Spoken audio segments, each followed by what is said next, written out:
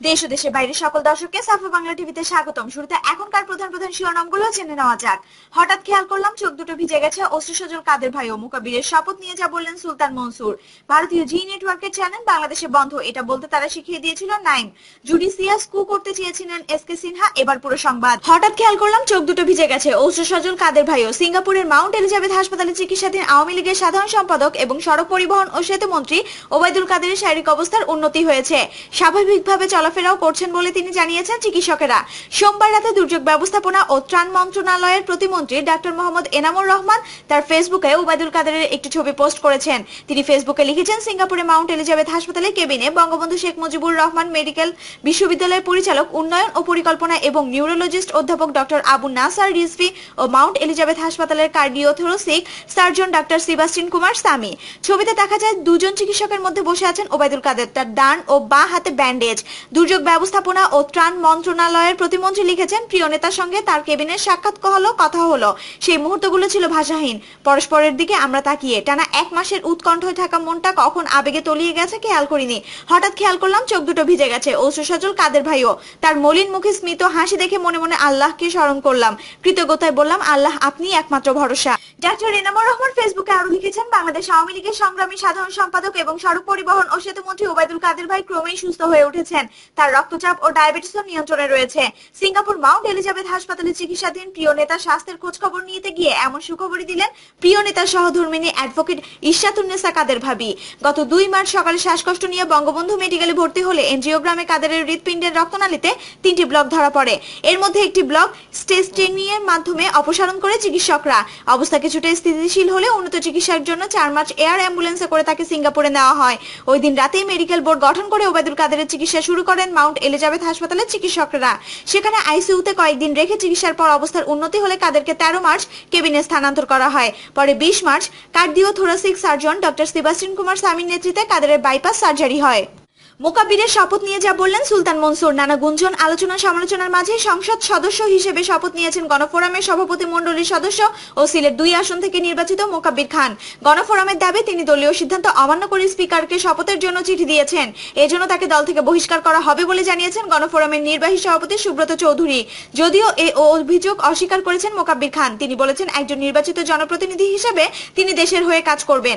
সংসদে তিনি অবশ্যই বিরোধী দলের অবস্থান থেকে ভূমিকা পালন করবেন। এদিকে সংসদ সদস্য হিসেবে শপথ নেওয়ায় মুকাব্বির খানকে অভিনন্দন জানিয়েছেন মৌলভীবাজার 2 আসন থেকে নির্বাচিত সুলতান মোহাম্মদ মনসুর আহমেদ। ফেসবুকে এক স্ট্যাটাসে তিনি লিখেছেন, স্বাধীনতার স্বপ্ন, সংসদীয় গণতন্ত্র ও আইন শাসন প্রতিষ্ঠায় মুকাব্বির খান সাহেবের শপথ গ্রহণ একটি সময়োপযোগী সিদ্ধান্ত।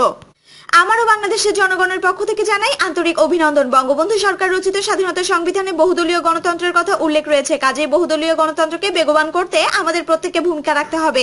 আমি বিশ্বাস করি নির্বাচিত সকল সংসদ সদস্যরা সংবিধানের প্রতি শ্রদ্ধাশীল থেকে শপথ গ্রহণ করে সংসদে জনগণের ভূমিকা রাখবেন। জয় বাংলা, জয় বঙ্গবন্ধু, জয় হোক বাংলার জনগণের। প্রসঙ্গত, গত 30 ডিসেম্বর অনুষ্ঠিত একাদশ জাতীয় সংসদ নির্বাচনে 8টি আসনে জয়লাভ করে জাতীয় ঐক্য ফ্রন্ট। এর মধ্যে বিএনপি 6টি ও গণফোরাম 2টি আসন পায়। গণফোরামে সুলতান মনসুর মৌলভীবাজার 2 আসন থেকে ধানের শীষ প্রতীকে লড়ে নির্বাচিত হন। গত 7 মার্চ দলীয় সিদ্ধান্তের বাইরে গিয়ে শপথ নেওয়ায় তাকে গণফোরাম থেকে বহিষ্কার করা হয়। একই দিন মুকাব্বির খানের শপথ নেওয়ার কথা থাকলেও আগের দিন সেই সিদ্ধান্ত থেকে সরে আসেন তিনি। সংসদ সদস্য হিসেবে শপথ নিয়ে যা বললেন মুকাব্বির। সিলেট 2 আসন থেকে নির্বাচিত গণফোরামের প্রার্থী মুকাব্বির খান সংসদ সদস্য হিসেবে নির্বাচিত হওয়ার পর তাৎক্ষণিক প্রতিক্রিয়ায় সাংবাদিকদের বলেন, একজন নির্বাচিত জনপ্রতিনিধি হিসেবে তিনি দেশের হয়ে কাজ করবেন, জনগণের হয়ে কথা বলবেন। সংসদে তিনি অবশ্যই বিরোধী দলের অবস্থানে থেকে ভূমিকা পালন করবেন। নিজ দল গণফোরামের প্যাট চুরি সংক্রান্ত নির্বাহী সভাপতির অভিযোগের প্রেক্ষিতে মুকাব্বির খান বলেন, এটা সত্য নয়। তিনি দলের সিদ্ধান্ত নিয়ে শপথ নিয়েছেন। তিনি বলেন, যিনি এসব কথা বলছেন হয়তো তিনি মানসিকভাবে অসুস্থ, ব্যক্তিগত ক্ষোভ, চাওয়া পাওয়ার হতাশা থেকে তিনি এসব কথা বলছেন। আমি তার সুস্থতা কামনা করি। তার শপথ নেওয়ার কারণে জাতীয় ঐক্য কোনো প্রভাব পড়বে কিনা জানতে চাইলে তিনি বলেন, ঐক্যের কোনো সমস্যা হবে না। আমি তো বিএনপির হয়ে নির্বাচন করিনি, গণফোরামের সূর্যমুখী প্রতীকে দলের সিদ্ধান্ত হয়ে নির্বাচন করেছি। এর আগে আজ দুপুরে স্পিকার ডক্টর শিরিন শারমিন চৌধুরী তাকে শপথ বাক্য পাঠ করান। সোমবার সংসদ সচিবালয়ের এক সংবাদ বিজ্ঞপ্তিতে তার শপথ নেওয়ার বিষয়টি জানানো হয়। ওই বিজ্ঞপ্তিতে বলা হয়, একাদশ জাতীয় সংসদ নির্বাচনে সিলেট 2 আসনে গণফোরাম থেকে সংসদ সদস্য নির্বাচিত মুকাব্বির খানের শপথ মঙ্গলবার অনুষ্ঠিত হবে। ভারতীয় জি নেটওয়ার্কের চ্যানেল বাংলাদেশে বন্ধ। জনপ্রিয়তার তুঙ্গে থাকা ভারতীয় টেলিভিশন জি নেটওয়ার্কের চ্যানেলগুলো বাংলাদেশে দেখা যাচ্ছে না। আইন লঙ্ঘন করে বিদেশি টিভি চ্যানেল বাংলাদেশে বিজ্ঞাপন কেন প্রচার হচ্ছে তা জানতে চেয়ে 2টি পরিবেশক প্রতিষ্ঠানকে নোটিশ দেওয়ার পর থেকে ওই চ্যানেলগুলো বাংলাদেশে বন্ধ রয়েছে। সরকার কোনো চ্যানেলের সম্প্রচার বন্ধ করেনি জানিয়ে তথ্যমন্ত্রী হাসান মাহমুদ বলেছেন, তারা কেবল প্রচলিত আইন প্রয়োগ করেছেন। কেবল টেলিভিশন নেটওয়ার্ক পরিচালনা আইন 2006 এর উপধারা 19-13 এর বিধান লঙ্ঘন করে বাংলাদেশ ডাউনলিংক করা বিদেশি টিভি চ্যানেলের মাধ্যমে বিজ্ঞাপন প্রচার করে পরিবেশক ডিস্ট্রিবিউটর প্রতিষ্ঠান নেশন ওয়াইড মিডিয়া লিমিটেড এবং জাদু ভিশন লিমিটেডকে সোমবার কারণ দর্শানোর নোটিশ দেওয়া তথ্য মন্ত্রণালয়। 7 দিনের মধ্যে ওই দুটি প্রতিষ্ঠানকে কারণ দর্শাতে বলা হয়েছিল। তথ্য মন্ত্রণালয়ের একজন কর্মকর্তা bdnews24.com কে বলেন, মন্ত্রণালয় থেকে নোটিশ পাওয়ার পর পরিবেশক প্রতিষ্ঠানগুলো ভারতের কয়েকটি চ্যানেলের সম্প্রচার বাংলাদেশে বন্ধ করে দিয়েছে। ওই কর্মকর্তা বলেন, মূলত ভারতের যেসব চ্যানেলে বাংলাদেশে বিজ্ঞাপন প্রচার করা হতো সেগুলো বন্ধ করেছে তারা। মন্ত্রণালয় থেকে কাউকে সম্প্রচার বন্ধ করতে বলা হয়নি। বলা হয়েছিল আইন অনুযায়ী বিজ্ঞাপন ছাড়া যেন সম্প্রচার করা হয়। কেবল টেলিভিশন নেটওয়ার্ক পরিচালনা আইনের 19-13 ধারায় বলা হয়েছে, কেবল টেলিভিশন নেটওয়ার্কের মাধ্যমে বিদেশি কোনো চ্যানেলের মাধ্যমে বিজ্ঞাপন সম্প্রচার বা সঞ্চালন করা যাবে না। মঙ্গলবার সচিবালয়ে সাংবাদিকদের প্রশ্নে তথ্যমন্ত্রী বলেন, আমরা নোটিশ দিয়েছি বিজ্ঞাপন ছাড়া যেন দেখানো হয়। নোটিশের জবাব পাওয়ার প্রেক্ষিতে আমাদের সিদ্ধান্ত হবে। হাসান মাহমুদ বলেন, বাংলাদেশে বিদেশি কোনো চ্যানেল কোনো ধরনের বিজ্ঞাপন প্রদর্শন করা যায় না। শুধু দেশীয় বিজ্ঞাপন নয়, কোনো ধরনের বিজ্ঞাপন দেখানো যায় না। এটি হচ্ছে বাংলাদেশের আইন। একই ধরনের আইন ভারত, যুক্তরাজ্য, ইউরোপেও রয়েছে। বাংলাদেশে এই আইনটি মানা হচ্ছিল না এবং এই আইনটি প্রয়োগ করা হয়নি। এই কারণে যেটি হয়েছে, বাংলাদেশের টিভিগুলো যে বিজ্ঞাপন তার বড় অংশ চলে গেছে ভারতে। এ বিষয়ে সাংবাদিকদের সহযোগিতা চেয়ে হাসান বলেন, আপনাদের সাংবাদিকদের সহযোগিতা চাই। আমরা কোনো নতুন আইন প্রয়োগ করছি না। দেশের প্রচলিত আইন প্রয়োগ করা শুরু করেছি। দেশের স্বার্থে, দেশের গণমাধ্যমের স্বার্থে, দেশের টেলিভিশনের স্বার্থে, টেলিভিশনের সাথে সম্পর্কিত যারা আছেন তাদের স্বার্থে। আপনারা আমার কাছে অভিযোগ উপস্থাপন করেছেন, অনেক টেলিভিশন চ্যানেলগুলো বেতন দেওয়া হচ্ছে না। 3 মাস ধরে বেতন পায় না, হঠাৎ করে ছাঁটাই দেওয়া হয়। আমরা যখন মালিকদের সঙ্গে কথা বলেছি তারা জানিয়েছেন পরিচালনার ব্যয় বেড়ে গেছে।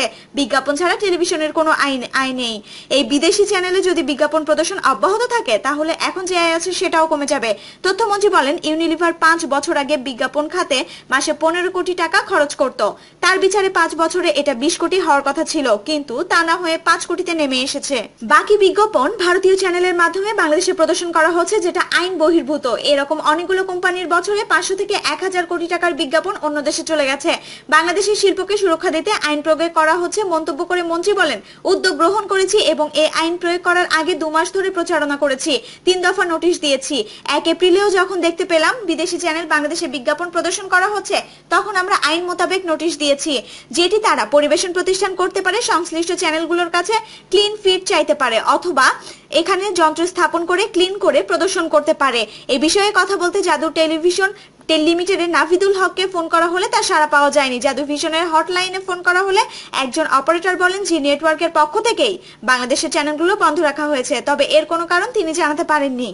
এটা বলতে তারা শিখিয়ে দিয়েছিল নাইম একটি ছোট্ট শিশু। এই বয়সে এখন আলোচনার কেন্দ্রবিন্দুতে সে। গত 28 মার্চ রাজধানীর বনানীর এফআর টাওয়ারে অগ্নিকাণ্ডের সময় মুহূর্তেই খ্যাতি চূড়ায় উঠে আসে নাইম। সে সময় আগুন নেভানোর কাজে ব্যবহৃত ফায়ার সার্ভিসের একটি পাইপের ছিদ্র অংশ পলিথিন পেঁচিয়ে 2 হাতে চেপে ধরে আলোচনায় আসে নাইম। তার ওই মুহূর্তের একটি ছবি সামাজিক যোগাযোগ মাধ্যমে ছড়িয়ে পড়লে প্রশংসায় ভাসতে থাকে সে। মুহূর্তের মধ্যে বিশ্বব্যাপী ছবিটি ভাইরাল হয়ে যায়। অগ্নিকাণ্ডের সময় নাইমে সে অসাধারণ ভূমিকায় মুগ্ধ হয়ে যুক্তরাষ্ট্র প্রবাসী এক বাংলাদেশি তাকে $5000 পুরস্কার দেওয়ার ঘোষণা দেন। পাশাপাশি তার পড়াশোনার দায়িত্ব নেওয়ার কথাও জানান ওমর ফারুক সামি নামের ওই ব্যক্তি। বিষয়টি আলোচনায় আসার পর টিভি উপস্থাপক ও অভিনেতা শাহরিয়ার নাজিম জয় নাইমের একান্ত সাক্ষাৎকার নেয়। এই সময় নাইমের সঙ্গে তার বাবা মাও ছিলেন। নাইম পুরস্কারের সেই টাকাগুলো নেবে কিনা, আর নিলেও সেই টাকা কিসে খরচ করবে, এমন প্রশ্ন করেন উপস্থাপক জয়। জবাবে নাইম জানায় সেই টাকাগুলো সে এতিমখানায় অনাথ শিশুদের জন্য দান করে দিতে চায়। ছেলের এই জবাবে সায় দেন তার বাবা মাও। এতিমখানায় কেন টাকা দিতে চায় এমন প্রশ্নের উত্তরে নাইম জানায়, কয়েক বছর আগে খালেদা জিয়া এতিমের টাকা লুট করে খেয়েছে, তাই সে এই টাকা এতিমদের দিতে চায়। তবে শিশু নাইমকে জয়ের এ ধরনের প্রশ্ন করাটাকে উদ্দেশ্য প্রণোদিত বলে ফেসবুকে সমালোচনার ঝড় বইতে থাকে। নেটিজেনরা বলছেন ওই শিশুটি নিজ থেকে এসব কথা বলেনি। উপস্থাপক জয় শিশু নাইমকে কথাগুলো শিখিয়ে দিয়েছেন। অনুষ্ঠানে শিশুটির কথা বলার ধরনেই তাই স্পষ্ট।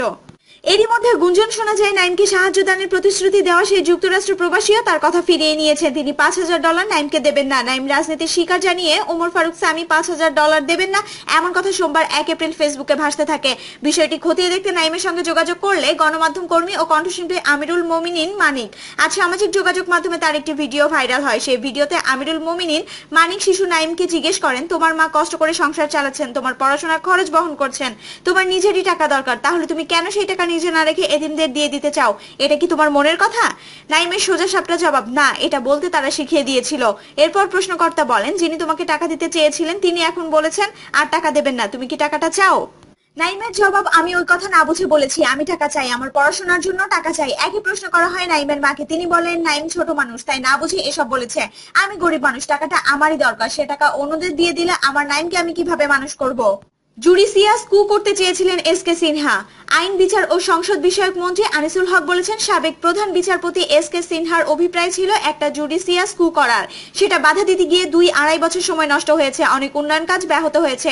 আজ মঙ্গলবার দুপুরে সচিবালয়ে নিজ মন্ত্রণালয়ের লেজিসলেটিভ ও সংসদ বিষয়ক বিভাগের কর্মকর্তাদের সঙ্গে সমন্বয় সভায় সভাপতির বক্তব্যে তিনি এসব কথা বলেন।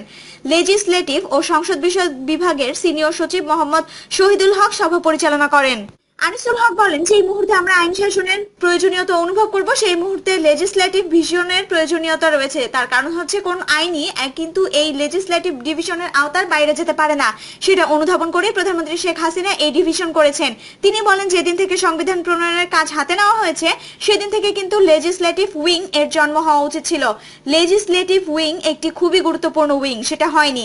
আইন বানানোর জন্য যে আলাদা বিভাগ লাগে আর এটা পরীক্ষা করতে যে হয় তা সামরিক শাসকরাও ভাবতে পারে। এই জন্য বাংলাদেশ স্বাধীন হওয়ার পর 2009 সাল পর্যন্ত অপেক্ষা করতে হয়েছে।